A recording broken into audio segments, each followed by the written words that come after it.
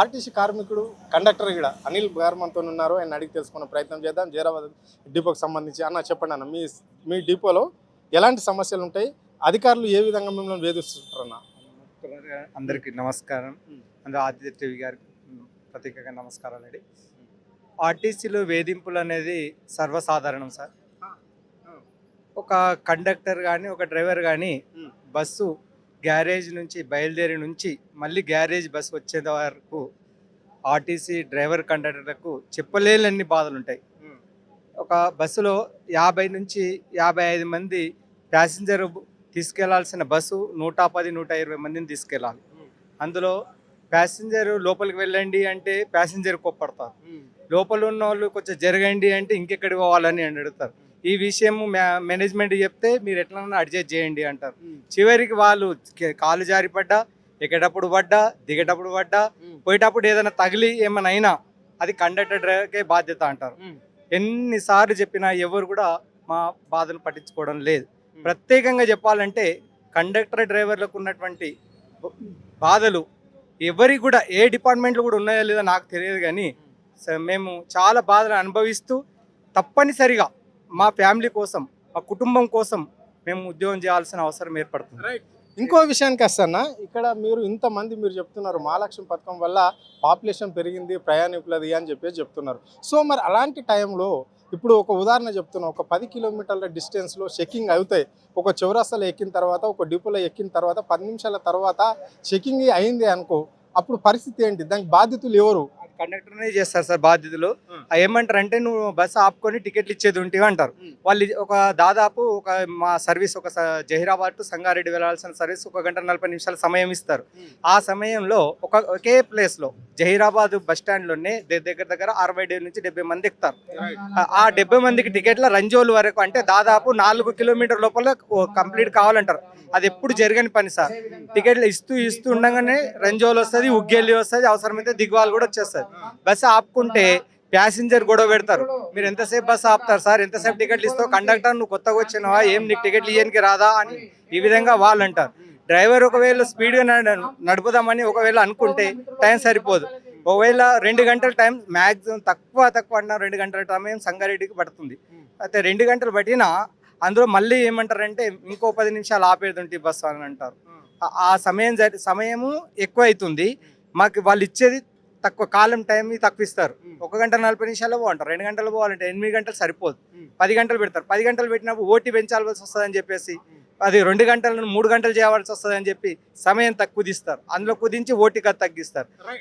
అట్లా చెప్పండి. ఇప్పుడు మీరు ఒక రోజు 24 అవర్స్ చేస్తే నెక్స్ట్ డే మీకు స్పెషల్ ఆఫ్ అని ఉంటుంది. మళ్ళీ ఆ తర్వాత వీక్ ఆఫ్ కూడా పెట్టుకునే ఛాయిస్ ఉంటుంది.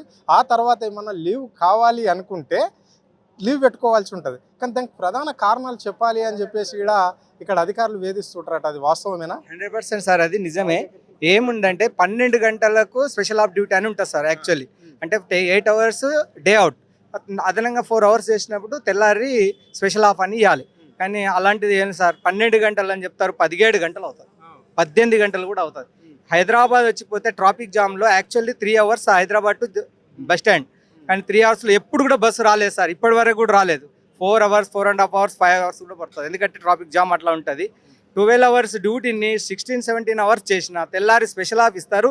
స్పెషల్ ఆఫ్లో మళ్ళీ డ్రైవర్ని ఏమంటారంటే నువ్వు ఎస్ఓసీలో డ్యూటీ చేయండి అంటారు. ఒకవేళ చేయలేదు అని ఆయన చేయలేదంటే ఆయనను ప్రత్యేకంగా ఒకసారి చూస్తారు. స్పెషల్గా ఎంత నేను ఆ రోజు స్పెషల్ ఆఫ్ అడిగితే స్పెషల్ ఆఫ్లో డ్యూటీ చేయమంటే నువ్వు చేయలేవు, నీకు లీవ్ లేదు. ఒకవేళ మన ఇంట్లో మన ఫ్యామిలీలో ఎవరైనా చనిపోతే కూడా డెత్ మెసేజ్ ఇస్తే బాడీ దగ్గర ఉండి డెత్ మెసేజ్ బాడీ దగ్గర ఉండి మాకు ఫోటో పెట్టమని చెప్తారు సార్. అంత అధ్వానంగా అయితే నేను ఎప్పుడు చూడలే. డెత్ మెసేజ్ 100% డెత్ మెసేజ్ ఉంటేనే చెప్తాం, డెత్ మెసేజ్ లేనిదైతే డెత్ మెసేజ్ చెప్పునే. ఇక లివ్ అడిగితే లివ్ సార్ ఇవ్వడమే మానేసారు సార్. లివ్ అడిగితే ముందే నువ్వు ఎస్ఓసీలోనో వీక్లీ ఆఫ్లోనో చేసుకొని సిఆప్ తీసుకొని అంటారు. ఆ సిఆప్ ఇస్తే నేషనల్ ఆఫ్ కొడతారు, నేషనల్ ఆఫ్ కొడతారా తెలియదు, లేకపోతే మా యొక్క లీవ్ వేస్తారా తెలియదు, తర్వాత ఈఎల్ కట్ చేస్తారా తెలియదు. వాళ్ళు ఏది చేస్తారు వాళ్ళకే తెలియాలి, మాకు తెలియదు. మరి తార్నాక హాస్పిటల్లో ఎక్కువగా ఇప్పుడు బస్ బాడీకి సంబంధించిన వాళ్ళు తక్కువ ఉన్నప్పటికీ కూడా కండక్టర్ డ్రైవర్లు ఎక్కువగా కనిపిస్తుంటారు తార్నాక దగ్గర హాస్పిటల్లో. ఎందుకు, ఏం కారణం? ప్రెషర్, ఒత్తిడికి అన్ని రోగాలే సార్.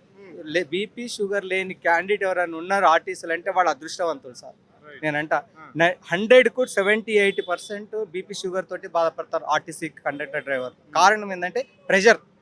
మళ్ళీ మేము ఏమంటలేమంటారు సార్, చీమ కుట్టినంత వరకు తెలియదంట, కుట్టి ఎక్కడ పోతుందో తెలియదు. ఆ టైప్లో అధికారుల వేధింపులు ఉన్నాయి, కానీ చెప్పుకోలేని పరిస్థితిలో ఆర్టీసీ కండక్టర్ డ్రైవర్లు ఉన్నారు. చెప్పుకోలేకపోతారు సార్. చెప్పుకుంటే మళ్ళీ ఏమని అంటారు, మళ్ళీ ఏం చేస్తారో తెలియని పరిస్థితులు ఉన్నారు. సైలెంట్గా ఏదో డ్యూటీ చేసుకొని తానంతా తాను పోతున్నారు. అసలు లివ్ అనేది లేదు సార్. లివ్ అడిగితే ఏదో కారణం చెప్తారు, ఏదో ముందేమంటారు, మీరు ఆల్రెడీగా అప్లై చేసుకోండి మీకు ఇస్తాము అని అంటారు. అది చూడరు, చెయ్యరు. అది 10 రోజులైనా పట్టించుకోరు. లాస్ట్కి ఆబ్సెంటే పోతుంది. వచ్చే జీతం తక్కువ, మీకు జీతాలు కట్టు, మళ్ళీ లివ్ ఇయ్యరు.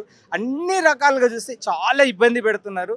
ఇప్పుడు మేనేజ్మెంట్ ఇట్లా చేస్తుందని మేము పై అధికారులకు చెప్పడానికి, ఇంకా పై అధికారులకు చెప్పడానికి పోతే వాళ్ళు అసలు మా మాట వినరు సార్. మాటకు మాత్రం మీటింగ్లు పెడతారు. మీరు చెప్పండి, మీ సమస్యలు తీరుస్తామంటారు. మా సమస్య తీర్చింది లేదు. మా సమస్య అది ఐడున్నది ఆడనే గొంగడి ఉంది సార్, తీసేవారు లేరు సార్. మీరు కండక్టర్ ఏమో, ఒక టీటీ దగ్గర మీరు పట్టుబడ్డప్పుడు ఒక టికెట్ విషయంలో కావచ్చు, నేనే తీసుకోలేదు అని చెప్పేసి ప్రయాణికుడు చెప్పినా కానీ ఆ మాటలు అక్కడ ఆ అధికారి వినిపించుకునే పరిస్థితి ఉంటుందా, లేకుంటే మీరు కేసు రాసి మీరు సస్పెండ్ చేస్తారా? చెప్పినప్పుడు వింటారు, విన్నట్లు చేస్తారు. వాళ్ళు రాసేది రాస్తారు. మమ్మల్ని మేము డిపో కన్నా రాము, మాకు ఆల్రెడీగా చార్జ్ వచ్చేస్తుంది. ఆల్రెడీ చార్జ్ మేము ఇచ్చేస్తారు. మాకు డిఎస్లు పెట్టేస్తారు ఆల్రెడీ. కారణం చెప్తా సార్. వాళ్ళు ఏమంటారు అంటే, మేము చెప్పింది మీరు వినాలి కానీ మీరు చెప్పింది మేము వినాం. టీటీఎల్ అనే ఫస్ట్ క్వశ్చన్ అదే. సార్ మేము తర్వాత ఎక్స్ప్రెషన్ ఇస్తామంటే కూడా స్పాట్లో ఇవ్వమంటారు, బెదిరిస్తారు. లేదంటే నీకు వాళ్ళు ఏం చెప్తారు, నువ్వు ఆ ఇన్సార్డినెంట్ కింద మీకు ఇది చేస్తామని చెప్పి బెదిరించడం వల్ల సపరాక మనం ఏమో వాళ్ళు ఏం చెప్తే అది రాసేస్తారు పేపర్ మీద. వాళ్ళు మేము తర్వాత రాస్తామంటే కూడా ఒప్పుకోవడం లేదు సార్. ఎక్స్ప్రెషన్ తర్వాత రాసిస్తాం సార్ అంటే కూడా ఒప్పుకోరు. అప్పుడే స్పాట్లైట్ కావాలంటారు. ఒకవేళ మేము టికెట్ ఇచ్చిన టికెట్ పొడగొట్టుకున్న ప్యాసింజర్ ఆయన ఏం చెప్పింది దాన్నే మా ప్రాధాన్యత తీసుకుంటారు, కానీ మాది మాత్రం పట్టించుకోరు వాళ్ళు. మేము ఇచ్చినాం సార్ టికెట్ అంటే కూడా పట్టించుకోరు. రైట్. మరి ఇప్పటికీ దాదాపుగా కాంగ్రెస్ పార్టీ అధికారంలోకి వచ్చి 2.5 సంవత్సరాలు అయిపోయింది.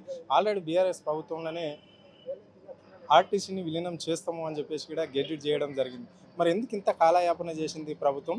రేపు 2 తారీఖున డెడ్ లైన్ పెట్టింది. ఆ 2 తారీఖు నాడైనా, జూన్ 2 తారీఖు నాడైనా విలీనం అవుతుందని మీరు అనుకుంటున్నారా? సార్ ఒకటి ఏంటంటే, కాంగ్రెస్ ప్రభుత్వం మీద ఆర్టీసీ వాళ్ళకి చాలా పెద్ద నమ్మకం ఉంటుంది సార్ ఎప్పుడైనా. ఎందుకంటే ఏదైనా మేము 4 అడిగితే 2 అన్న చేస్తుందని ఎప్పుడైనా నమ్మకం కాంగ్రెస్ ప్రభుత్వం మీద ఉంది. కాంగ్రెస్ ప్రభుత్వం ఏంటంటే ఇంతకు ముందు కూడా వైఎస్ రాజశేఖర రెడ్డి పీరియడ్లో కూడా మాకు కొంచెం న్యాయం జరిగింది. ఇప్పుడు కూడా రేవంత్ రెడ్డి సార్ పీరియడ్లో కూడా న్యాయం జరుగుతుందని ఆశకు మేము ఇంకా నమ్మకంతో ఉన్నాం. తప్పకుండా మాకు రేపు అపాయింటెడ్ డేట్ ఇస్తారని మేము నమ్మకంతో ఉన్నాం సార్. రైట్. 2వ తారీఖు నాడు అపార్ట్మెంట్ ఇస్తారు అని నమ్ముతున్నాం అని చెప్పేసి ఈ రోజు మీరు ఇక్కడ ధర్నా గిడ చేస్తున్నారు. దీన్ని ఏమనుకోవాలి, ఈ రాష్ట్ర ప్రజలు ఏమనుకోవాలి? అంటే అక్కడ ప్రభుత్వం తప్పనుకోవాలా, ప్రభుత్వం విలీనం చేయదనే ఈరోజు చేస్తున్నారని ప్రజలు అనుకోవాలా మిమ్మల్ని దృష్టిలో పెట్టుకొని? లేకుంటే మేము చేస్తామన్నప్పటికీ కూడా వాళ్ళు ఎందుకు చేస్తున్నారు, చేయకపోతే ఏం జరుగుతుంది అని చెప్పేసి ప్రభుత్వం కూడా ఏమైనా క్వశ్చన్ మార్క్ వేసుకోవాల్సిన పరిస్థితి తెప్పిస్తున్నారు. దీన్ని ఎట్లా చూడాలి మరి? మేము అట్లా అని కొండం లేదు సార్. మేము కాకపోతే ఏదైనా సార్, ఆకలి అయింది అని పిల్ల ఏడిస్తేనే తల్లి పాలిస్తుంది సార్. అందుకే ప్రభుత్వం కూడా మేము మా విన్నపాలు వినిపించుకుంటేనే వాళ్ళు మాకు స్పందిస్తారని ఆశ. అయితే ఈ కాలాపైన చేయకుండా ఇప్పటిదాకా 2.5 సంవత్సరాలు కాంగ్రెస్ ప్రభుత్వం జరిగింది. ఈ 2.5 సంవత్సరాలు ఇంతకుముందే చేయాల్సింది. యాక్చువల్లీ మాకు ముందే మేనిఫెస్టోలో పెట్టారు, ప్రభుత్వంలో విలీనం చేస్తాం ఆర్టీసీ అని చెప్పారు. దాన్ని కాలాపన చేయకుండా తప్పకుండా ప్రభుత్వం రేపు 2వ తారీఖు నాడు ఇది డెడ్ లైన్, ఇది ఆల్రెడీగా మనం 2వ తారీఖు నాడు విలీన ప్రక్రియను ప్రారంభిస్తామని చెప్పాలని మీకు కోరుకుంటూ, ప్రత్యేకంగా మేము రేవంత్ రెడ్డి సార్ గారికి కోరుకునేది ఏంటంటే, మీరు మీరు ఎక్కడి నుంచి జడ్పీటీ స్థాయి నుంచి ఈరోజు సీఎం స్థాయికి ఎదిగారు కాబట్టి మీకు కష్ట నష్టాలు తెలుస్తాయి. ఆర్టీసీ వాళ్ళకు కూడా కష్ట నష్టాలు మీరు గుర్తిస్తారని మేము అనుకుంటూ, మీకోసం మీ ప్రభుత్వం మాకు మంచి చేస్తుందనే ఉద్దేశంతో ఈరోజు మేము ఒక రోజు ముందైనా మీకు మళ్ళొకసారి వినిపించుకుంటే మా మాటలు మీరు వింటారని ఆలోచిస్తూ మీకోసం దానికోసమే మేము ఈరోజు ఈ ధర్నా కార్యక్రమం ఏర్పాటు చేస్తున్నాం. చివరిగా చెప్పండి అన్న, మీ మంత్రి పొన్నం ప్రభాకర్ ఆర్టీసీకి సంబంధించిన మంత్రి మాత్రం ఎలక్షన్ తర్వాతనే, ఆర్టీసీల ఎన్నికలు అయిన తర్వాతనే విలీనం ముచ్చట అని చెప్పాడు. ముఖ్యమంత్రి ఏమో 2 నెలల క్రితం ఏమో ఆయన విలీనం చేస్తాము 2వ తారీఖు నాడు, జూన్ 2వ తారీఖు నాడు అన్నాడు. మరి మీరు మీ మంత్రి మాటలు నమ్ముతున్నారా, రాష్ట్ర ముఖ్యమంత్రి మాటలు నమ్ముతున్నారా?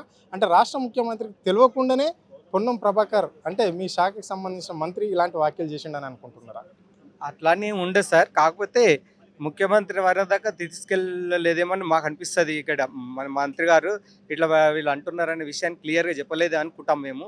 తప్పకుండా మా మంత్రి గారు కూడా రవాణా శాఖ మంత్రి గారైనా మా ముఖ్యమంత్రి గారైనా తప్పకుండా మా ఈ యొక్క అపాయింట్ డేట్ ఇస్తారు రేపని మేము అలా ఖచ్చితంగా అనుకుంటున్నాం. ఖచ్చితంగా చేస్తారని మేము ఈరోజు అనుకుంటున్నాం సార్. ఇది పరిస్థితి. అంటే ఆర్టిస్టులు ఎన్నో ఒడిదొడుకులు ఉంటాయి, ఎన్నో ఎత్తుగట్టలు ఉంటాయి. అధికారులు వేధింపులను తట్టుకొని మేము చిన్న స్థాయి ఉద్యోగులం, కార్మికులం కాబట్టి పనిచేయవలసి వచ్చింది అని చెప్పేసి కండక్టర్ స్పష్టంగా చెప్పడం జరుగుతుంది. ఏది బాధ్యత అయినా మేమే, డ్రైవర్ కండక్టర్ మీదనే రుద్దే ప్రయత్నం చేస్తారు. ప్యాసింజర్ తప్పు చేసినప్పటికి కూడా, ప్రయాణికుడు తప్పు చేసినప్పటికి కూడా టీటీలు అయితే మమ్మల్ని పట్టుకుంటారు. మా వర్షన్ వినరు, వాళ్ళు రాసేదే రాస్తారు.